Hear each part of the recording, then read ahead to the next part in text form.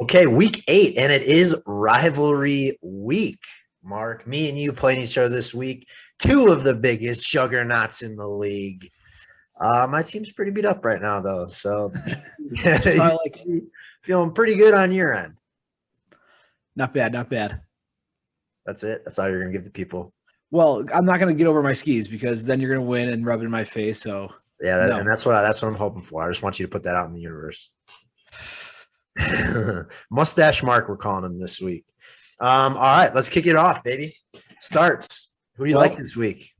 here's me hedging even more. I think you'll like this one. I like Chris Godwin against New Orleans. Okay, tell me about it. No AB this week. He was on crutches earlier Yeah, in practice. That's not good for me. And Mike Evans has a history of being shut down by Marshawn Lattimore. For some reason, he really struggles against the Saints. And so I think that kind of leaves Godwin as your number one target.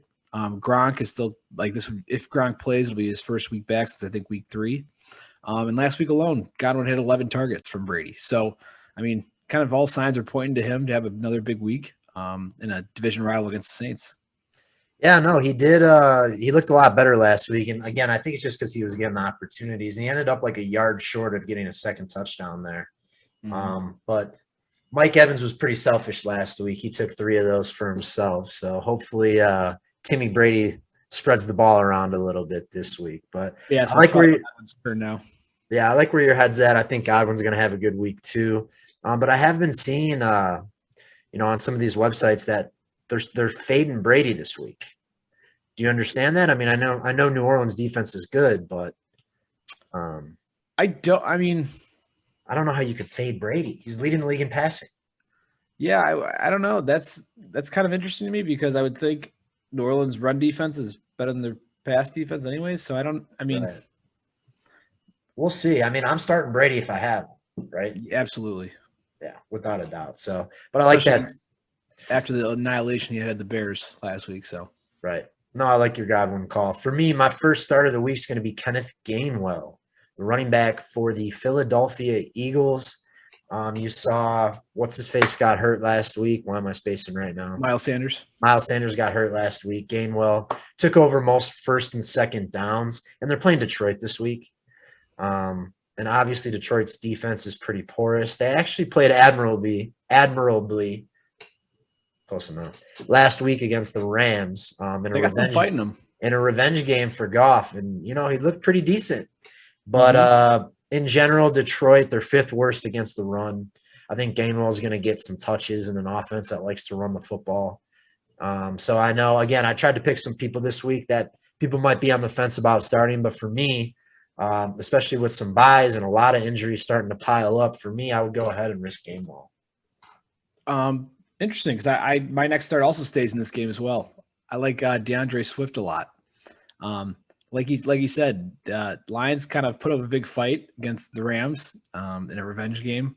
And DeAndre Swift has a touchdown in every game except for 2 of them, whether that's receiving or rushing. And he's getting at least 5 targets a game too. So, they've been down a lot. So it's not like they're taking him out to throw to someone else.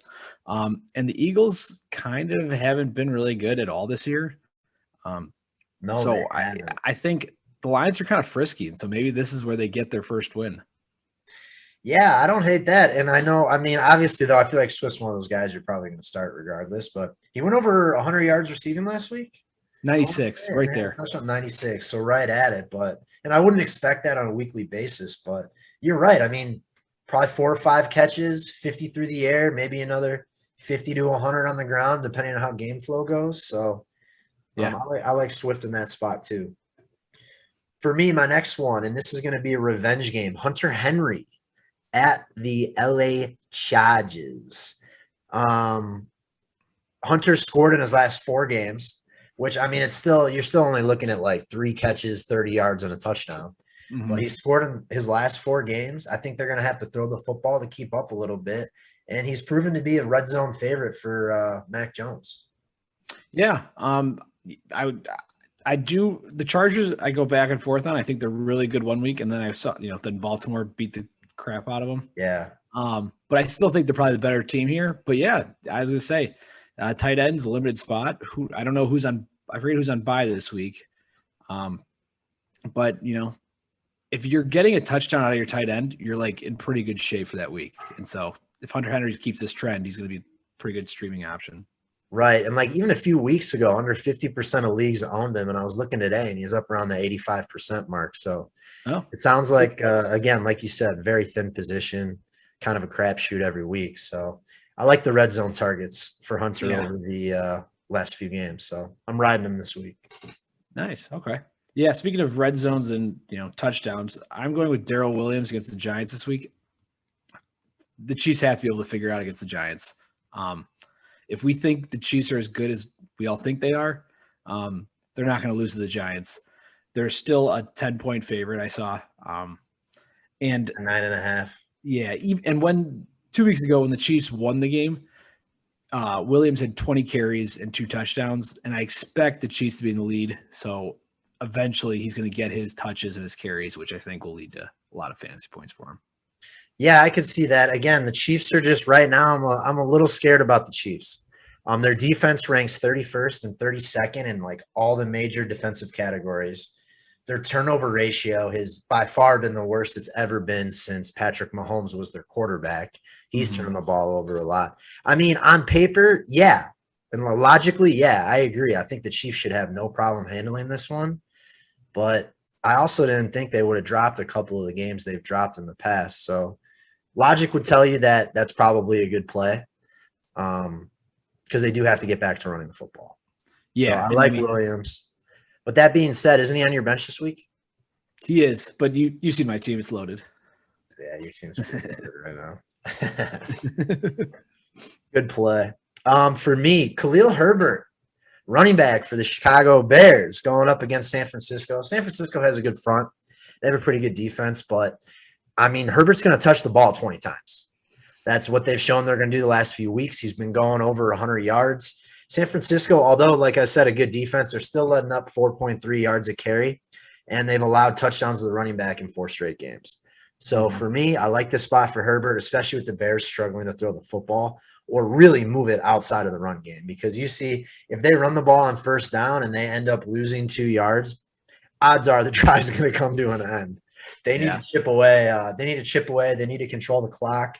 And San Francisco is a similar team. They're going to run the football a lot. So I think we're about to see some Big Ten, Big Ten type football this week. A lot of punting. Yeah, a lot of punting, a lot of running. But I like the volume, and I like what Herbert's brought to the table the last few. That's exactly what football fans want to see. Oh yeah, yeah. And I agree. Like even with David Williams coming back last week from coming off the COVID list, it was all Herbert, really. Yeah, they really didn't mix in Williams at all. No, so until Montgomery's back, I think this is Herbert's backfield, and he's a solid play the rest of the year. Strictly, like you said, on volume, he's going to be in there all the time. It may not be pretty on the Bears' offense, but he's going to be the main guy. What do you think when Montgomery comes back? I still think he takes over his role. You don't think they go closer to like a 60-40 split? I don't think so. I'm thinking more 70-30, if anything. Okay.